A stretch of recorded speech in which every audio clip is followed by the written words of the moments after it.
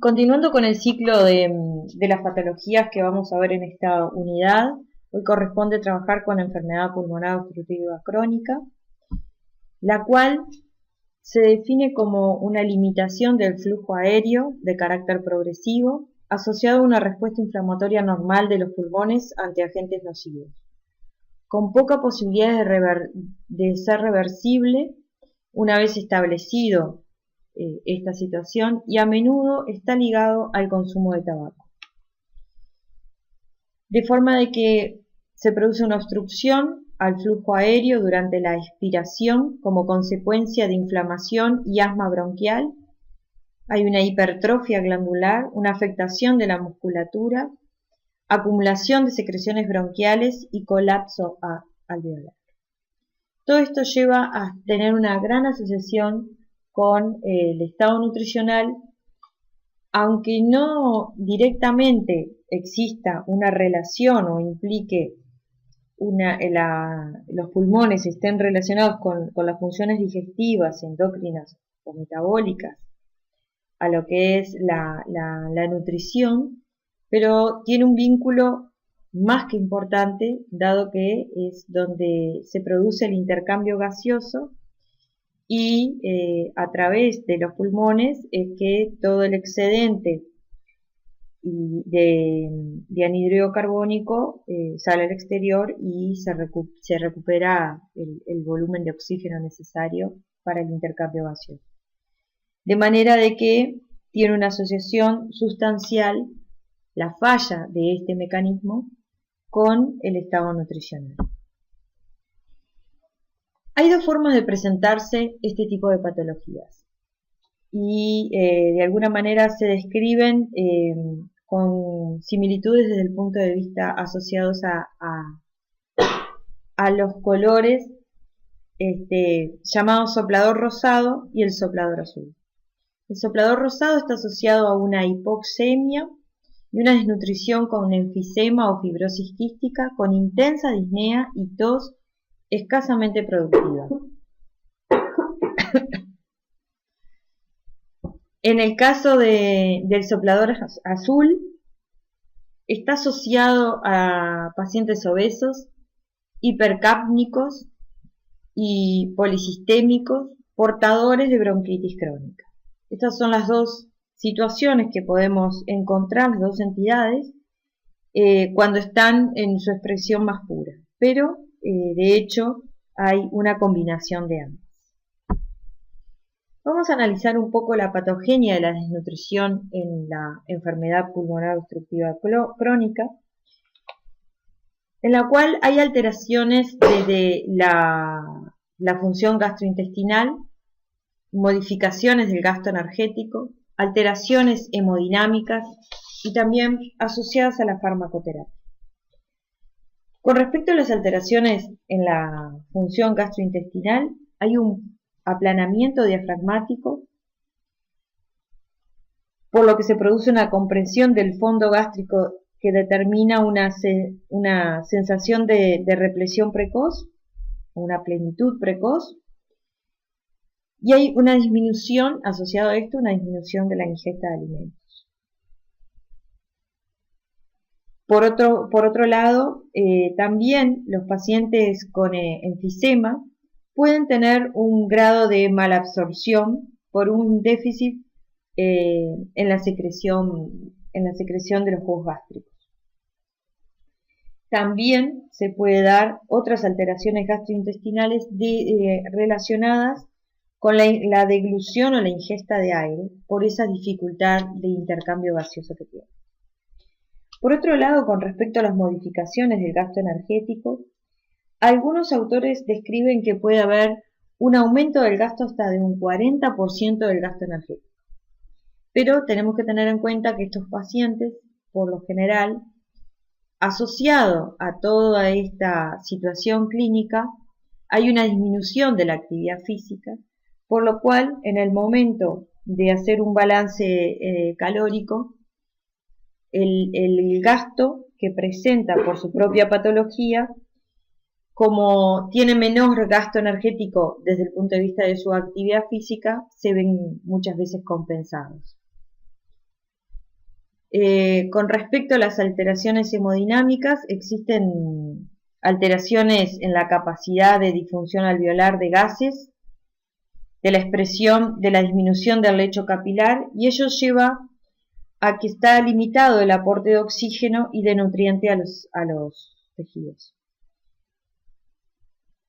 Por otro lado, los factores relacionados con la farmacoterapia, estos pacientes muchas veces reciben corticoides como parte de su terapia, que puede contribuir a la pérdida de peso al estimular el catabolismo proteico y a la gluconeogénesis, sobre todo si se administran dosis muy importantes o por periodos de tiempo muy prolongados.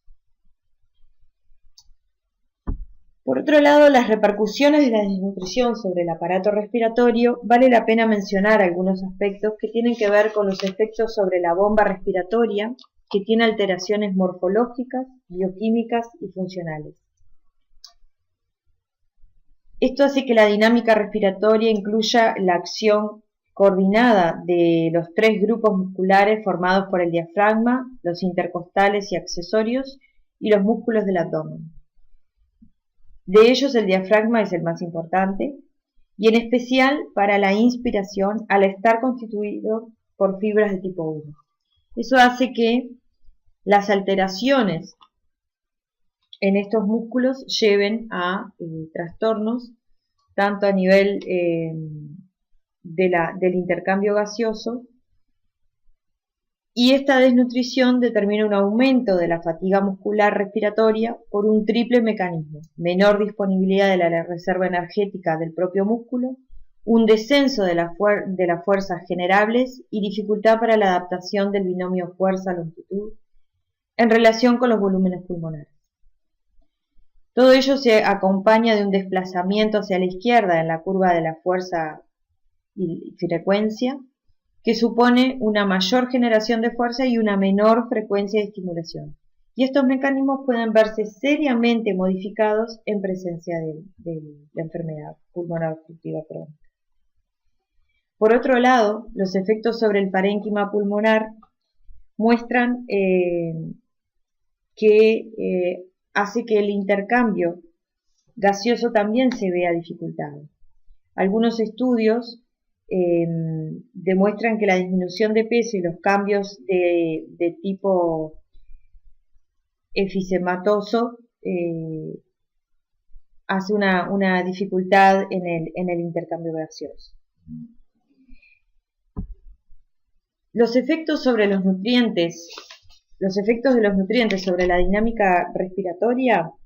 tiene un papel bastante importante, dado que el funcionamiento, la producción de anhídrido carbónico va a depender del metabolismo tanto de los hidratos de carbono, de las grasas y de las proteínas. Con respecto a estos, en realidad, a nivel de lo que son los hidratos de carbono, podríamos hacer referencia a que, como recuerdan, los hidratos de carbono finalizan su ciclo oxidativo con la formación de ATP y agua y anhídrido carbónico, siendo el ATP utilizado por los distintos tejidos, mientras que el agua y el anhídrido carbónico debe ser excretado. La primera, especialmente por la orina y en menor grado por la piel y otros sistemas, mientras que el anhídrido carbónico lo hace prácticamente en su totalidad a través de los pulmones, lo que requiere un funcionamiento adecuado de estos, pues de lo contrario puede producirse retenciones indeseables. En condiciones normales, los pulmones reaccionan ante el aporte de hidratos de carbono, incrementando el trabajo respiratorio a expensas de aumentar la frecuencia respiratoria o la profundidad de cada respiración. Ello representa un cambio imperceptible incluso cuando hay grandes aportes. Sin embargo, en pacientes con la función respiratoria alterada por límites, en el caso de la enfermedad aguda o crónica, esta dinámica se ve reducida porque hay una incapacidad de eliminar el exceso de anhídrido carbónico que produce el organismo. En una época se hacía una reducción de hidratos de carbono en la dieta de estos pacientes. Hoy por hoy se ha visto,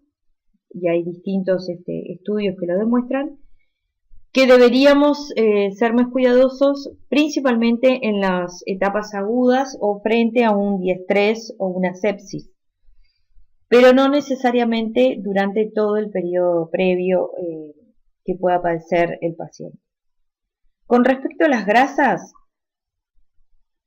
al igual que sucede en los hidratos de carbono, las grasas finalizan su metabolización en anhídrido carbónico, agua y energía.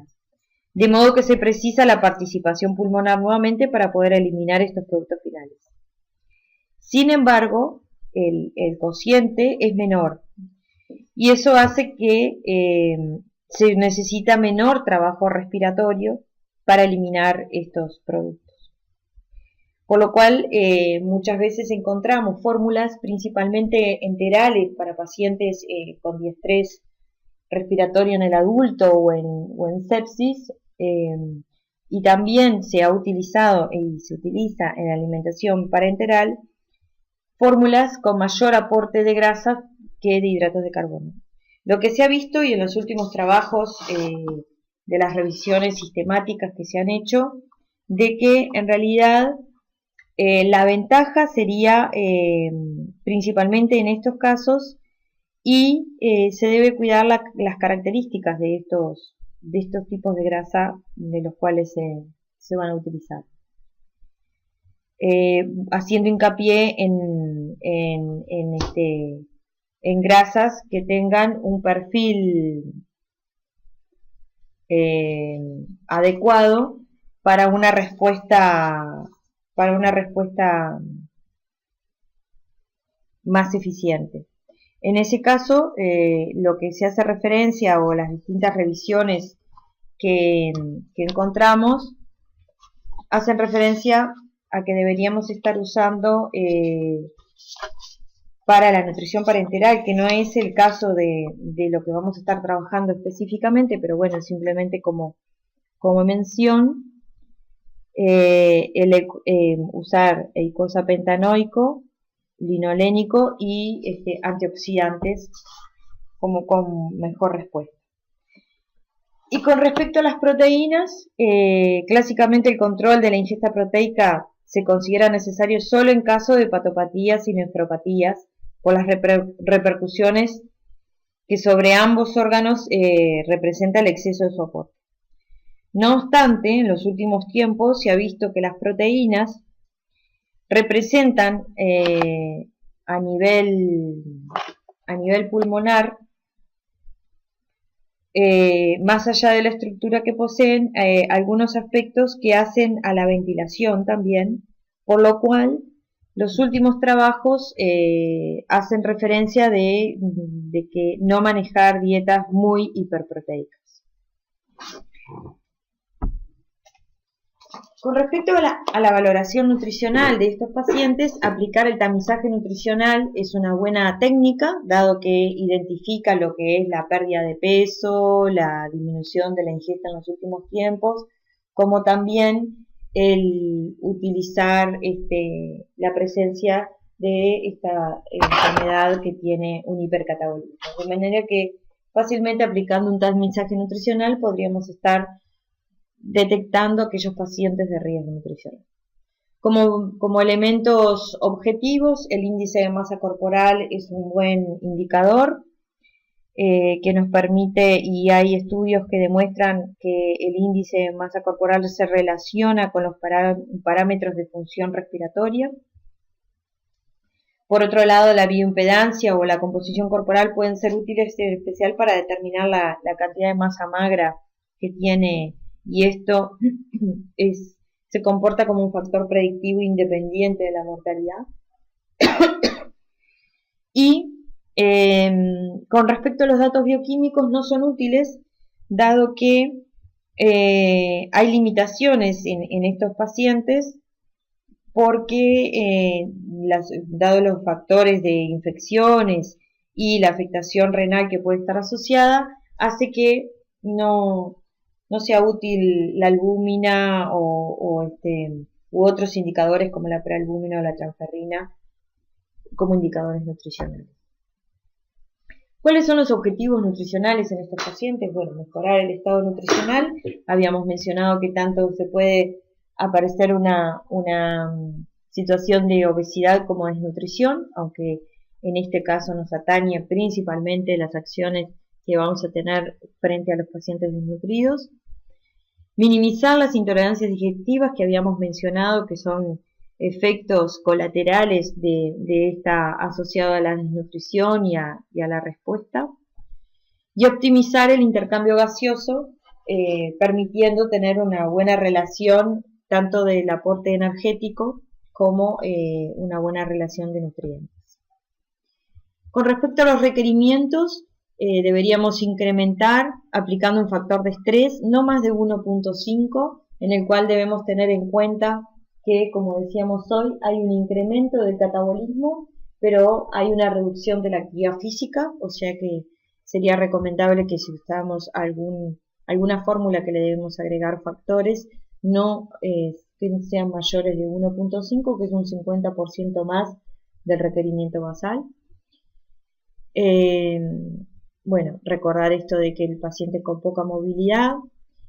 una alimentación balanceada es lo recomendable para estos pacientes, ajustada a su estado nutricional, en este caso pensando en el paciente desnutrido, esa alimentación balanceada va a tener en cuenta el aporte energético que le vamos a dar, pero no necesariamente tendríamos que hacerla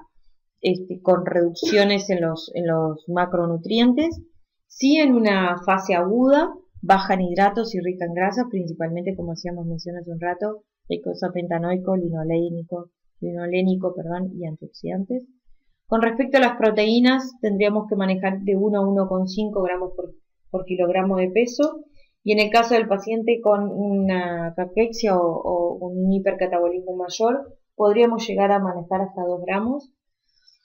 Tenemos que tener presente los minerales como magnesio, fosfato, calcio y potasio,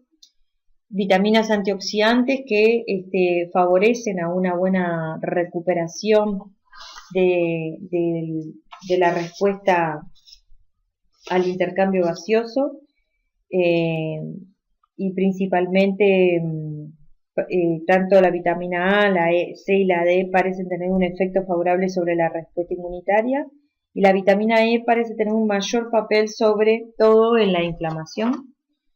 en la inflamación crónica, por lo cual es recomendable llegar a las recomendaciones internacionales e inclusive en algunos casos suplementar. Y con respecto a otros micronutrientes, como el hierro, el zinc, son importantes para cubrir las necesidades, los antioxidantes esenciales, actuando como cofactores de enzima,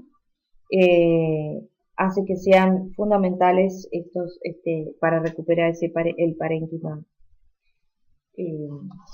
pulmonar.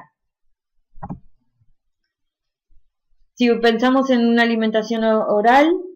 debemos estar primero jerarquizando que, bueno, hacíamos referencia a que fuera balanceada, de fácil masticación, evitar los alimentos fermentecibles para reducir lo que son las cargas de gases a nivel intestinal,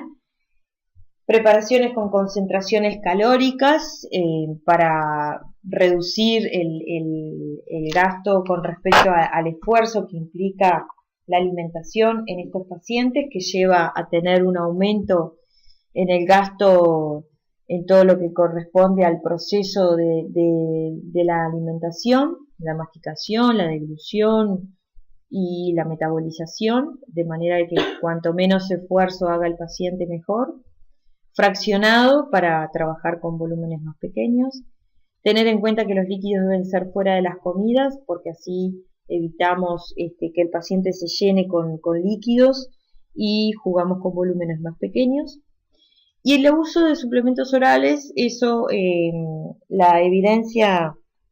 no demuestra que haya mayores cambios en el uso o no de suplementos orales, pero sí tenerlos presentes cuando no se llega a los requerimientos con una alimentación oral, de manera de cubrir las necesidades de alguna forma. Por último, con respecto a la nutrición artificial, cuando pensamos en estos pacientes, alimentación enteral la utilizaríamos si hay dificultades importantes en la deglución o hay un descenso en el nivel de conciencia, pero si no, por lo general son pacientes que pueden alimentarse, salvo cuando tienen gran dificultad o en las crisis agudas en las cuales la necesidad de oxígeno, esa permanencia, entonces sacarse, por ejemplo, la mascarilla es bastante difícil y ahí tener una alimentación enteral nos ayuda a mantener un aporte de nutrientes adecuado. O en crisis o en el síndrome de estrés respiratorio en el adulto, en el cual ya también podemos pensar en una alimentación parenteral, en la cual ahí sí estaría demostrado el uso de las fórmulas, como habíamos mencionado anteriormente, fórmulas con mayor aporte de grasa en relación a hidratos de carbono, porque tienen una mejor respuesta en el momento del intercambio gaseoso. De manera de que es bien importante la asociación y estos pacientes se ven comprometidos desde el punto de vista nutricional desde los inicios de su diagnóstico y es un proceso que se ha demostrado que a medida que recuperamos el estado nutricional, más allá de que no es reversible la patología, sí la sintomatología puede llegar a disminuir, de manera que hacer una nutrición oportuna y un apoyo, un soporte nutricional adecuado a cada momento de las distintas procesos de la enfermedad son bien importantes para que el proceso de dicha patología